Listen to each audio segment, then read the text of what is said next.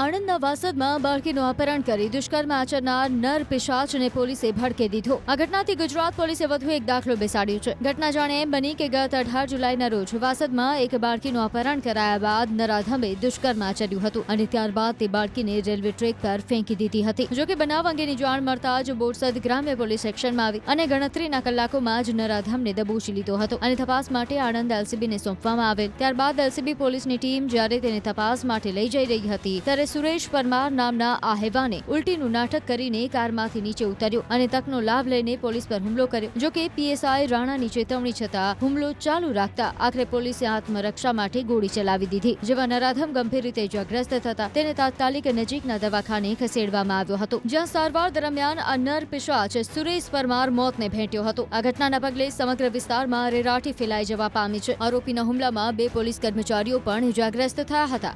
આણંદ જિલ્લાના વાસદ રેલવે સ્ટેશને એક દુર્ઘટના બની।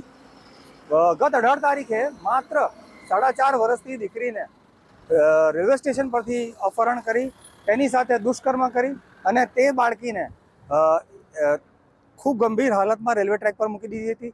ત્યારબાદ પસાર થતી ટ્રેન એ બાળકીને કચડી નાખી હતી અને બાળકીનું મૃત્યુ થયું છે। ચોક્કસ હું આ દ્રશ્યમાં બતાવવા માંગીશ કે સમગ્ર ઘટનામાં પોલીસે તપાસ હાથ ધરી હતી। વાસદ પોલીસ કહેવાય અને વાસદ રેલવે પોલીસ તેમજ આણંદ એસપીએ ખાસ એલસીબી બોરસદ ગ્રામ્ય પોલીસને સૂચનાઓ આપી હતી અને ત્યારબાદ તપાસ હાથ ધરી।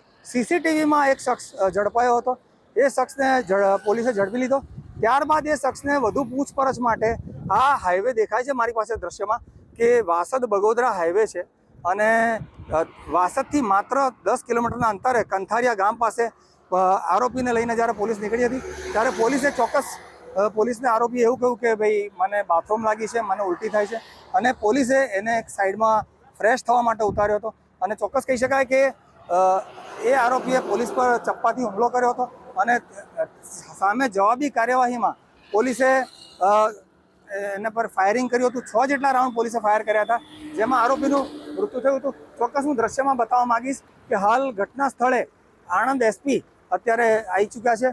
આણંદ એસપી અત્યારે છે જસાણી સાહેબ, ચોક્કસ દ્રશ્યમાં દેખાય છે કે આણંદ એસપી અત્યારે ઘટના સ્થળે છે અને હાલ સમગ્ર તપાસ આખી કહેવાય કે પોલીસે 6 જેટલા કારતૂસ કબજે કરી અને ઓનલાઈન પંચનામાની આખી એક તજવીજ હાથ ધરી છે અને આ જે આરોપી છે તે પ્રથમ તો જે પોલીસે ફાયરિંગ કર્યું અને એને જે ઈજા થઈ એટલે કે ઘવાયો ત્યારે એને ત્યાં લઈ ગયા હતા પ્રથમ કે શ્રી કૃષ્ણ હોસ્પિટલ, ત્યાં સારવાર દરમિયાન મૃત્યુ થયું હતું।